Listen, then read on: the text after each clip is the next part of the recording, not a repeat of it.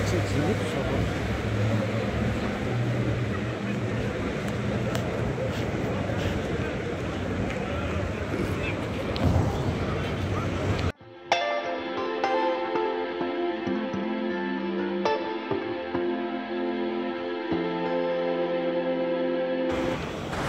আসসালামু আলাইকুম ভিউয়ার্স, কেমন আছেন? আশা করি সবাই ভালো আছেন। এই মুহূর্তে আমরা চলে এসেছি আজকে প্রবাসীদের ছুটির দিনে এবং জুম্মার দিনে। জুম্মা আলহামদুলিল্লাহ সবাই জুম্মার নামাজ শেষ করে এই মুহূর্তে রোড কোচিং করতেছে। তো আমার দেখে মনে হলো এত একটা সুন্দর দৃশ্য যে সবাই জুম্মার নামাজ পড়ে যাচ্ছে এবং এটা একটা মেইন রোডটা কোচিং করতেছে।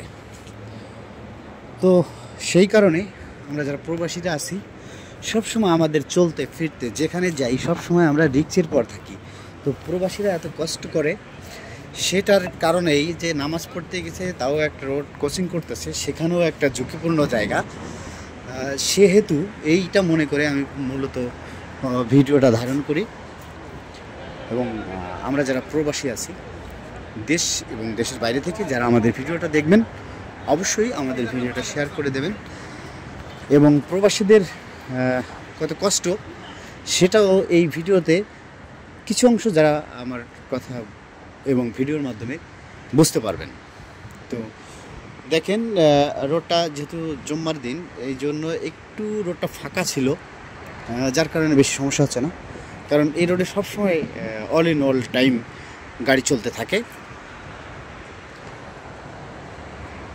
ছুটির দিন থাকার কারণে যেহেতু একটু রোডটা ফাঁকা ছিল, তো আমরা যারা প্রবাসী বাংলাদেশি আছি এবং বাংলাদেশ নয় শুধু বিভিন্ন দেশের এখানে মুসল্লিগণ ছিল জুম্মার দিনের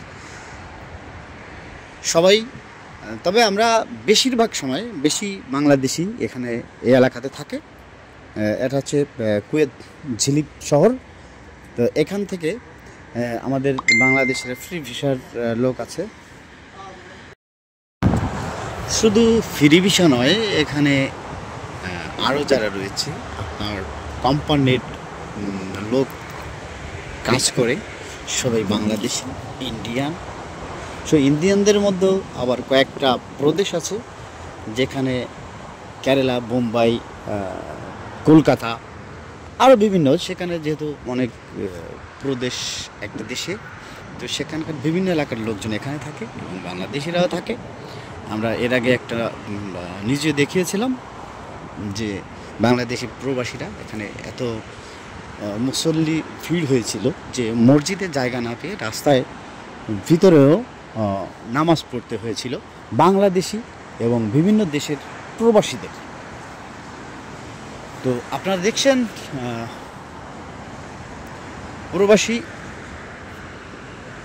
এভরিডে লাইভ 24 এবং আমি প্রবাসী 24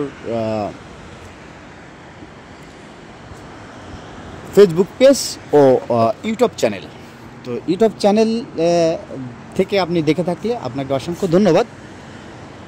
অবশ্যই আমাদের চ্যানেলটি সাবস্ক্রাইব করবেন এবং পাশে থাকা বেল আইকনটি অন করে দেবেন। আর আপনি যদি আমার ফেসবুক পেজ থেকে দেখে থাকেন অবশ্যই পেজটি ফলো দেবেন এবং লাইক করবেন, দেখানোর জন্য চেষ্টা করি।